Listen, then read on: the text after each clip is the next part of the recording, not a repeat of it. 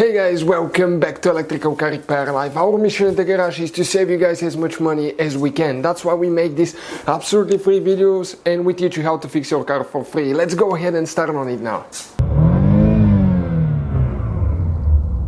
Today guys, we'll show you where to find the relay for the engine computer and the transmission computer.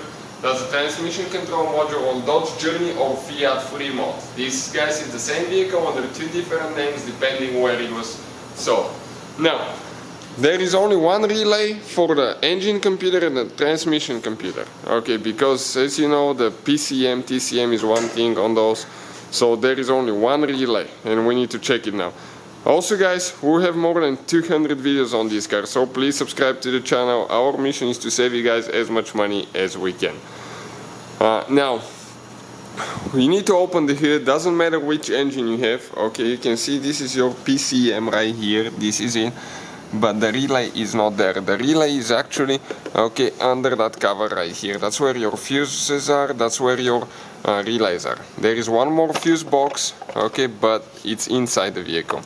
Now, looking at the relays now, check it out, you notice that one of them is actually a little bit different. Okay, and which one is that one? This one right here, guys.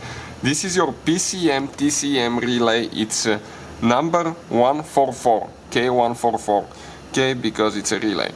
Now, how you remove that thing? You just grab it with your hand, okay, and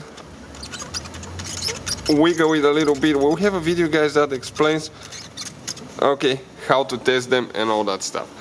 I'll go ahead, grab the new one now, okay, and you can find out where we get them from in the description of the video below. So if you need one, okay, we'll share it on our channel, guys, in the description of the video. All we have to do, push it in. Now, I'll recommend to have the battery disconnected if you remove that relay.